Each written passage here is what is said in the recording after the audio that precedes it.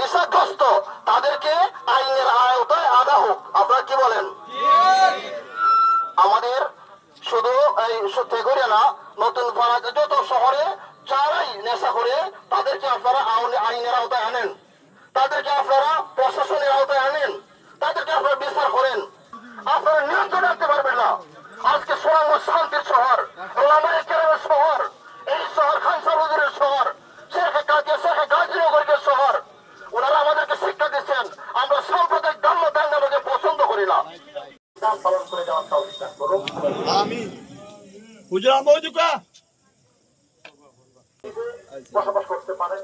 আল্লাহ পাক আমাদের কালকে একটা অনাকাঙ্ক্ষিত ঘটনার কারণে যে সে ছুরিকাঘাতে আঘাত করে তাকে মারছে, নির্মম ভাবে মারছে। আমরা এই যে সিসি ফুটেজটা আজকে অন্তত 20 বার এসপি স্যারে, এডিশনাল এসপি স্যারে আমরা ওই তদন্ত ছিল, আমরা দেখেছি কিভাবে কি করছে, কত নির্মম ভাবে তাকে মারছে। এই বিষয়টা আমরা উপলব্ধি করেছি, তাকে ধরেছি, তাকে আইনের আওতায় এনেছি। এবং আপনারা এতটুকু নিশ্চিত থাকতে পারেন যে যেভাবে আমাদের কাছে তথ্যপত্র আছে এগুলোর মাধ্যমে সর্বোচ্চ সাজা নিশ্চিত করা যাবে।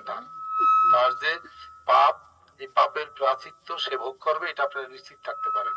কিন্তু আমি একটা জিনিস বলবো, যেটা হলো এই ঘটনাকে কেন্দ্র করে অন্য কোনো ঘটনা যাতে না হয়, এটাকে যাতে ভিন্ন খাতে প্রবাহিত না করা হয়। এমনি বিশ্বের অবস্থা ভালো না, দেশের অবস্থা ভালো না।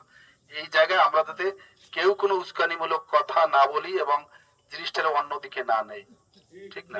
আর একটা জিনিস হইলো যে এইটার বিষয় আসলে অন্য কোনো বিষয় থাকলে, মাদকের বিষয় থাকলে, সে যে মাদকে নেশাগ্রস্ত আপনারা বললেও এটা আমি অতটা মনে করি না। তার আচার আচরণ এইরকমের মনে হয় না, এটা মানুষ অন্য বলতে পারে। সে পাগলের ভাব ধরে অনেক কিছু করে, আসলে তা না, এটা তার চালাকি। যাই হোক, অন্য কোনো বিষয়ে যদি কথা থাকে আপনারা একটা সমাজে একটা জায়গায় ডাকবেন, আমাদেরকে বলবেন। আমরা আসলে আপনাদের কথা শোনার জন্য, আপনাদের কাজ করার জন্য এই জায়গায় আসছি। আমরা আমার পরিবারের কাজ করার জন্য ব্যক্তিগত কোনো কাজে আসিনি। এবং আজকে এই ঘটনাকে কেন্দ্র করে বাদীকে আমি যতবার ফোন দিচ্ছি জিজ্ঞেস করেন, মনে হয় যেন 5 মিনিট পর 12টা থেকে ফোন দিতে রয়েছে। এটা তো আমাদের দায়িত্বের মধ্যে পড়ে।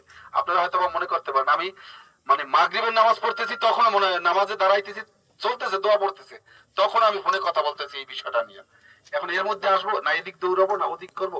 এর মধ্যে মানুষ বিভিন্ন রকমের ভিন্ন খাতে প্রবাহিত করার জন্য তৎপরতা চালায়, এটারে আমরা এইভাবে নেব না। আমি আর কথা বলবো না, আমরা আমাদের মতো কাজ করি, আপনারা আমাদের কাজকে সহযোগিতা করবেন, দেখবেন যে আমরা আসলে লক্ষ্যে পৌঁছাইতে পারি কিনা। তখন আপনারা আবার প্রশ্নবিদ্ধ করেন, প্রশ্নের আওতায় আনেন যে না, আপনার কথার সাথে কাজের কোনো মিল নাই। কিন্তু এই ঘটনা কেন্দ্র করে অন্য কোনো ঘটনায় আপনারা যাবেন না, এটা আমার বিশেষ অনুরোধ রইল। নানান ভাবে নানান মানুষ নানা কথা বলবে।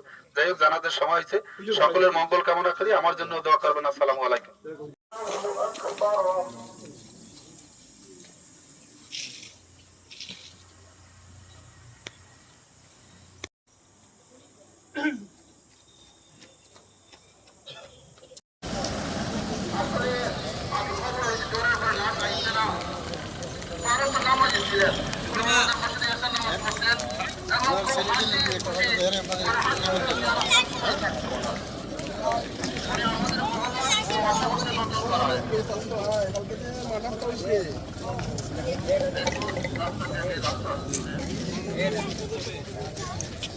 মিডিয়ার মাধ্যমে অনেকে দেখেছেন, সে সদা আশ্চর্যজল ভাবে সেই ঘটনায় মনে করছে না।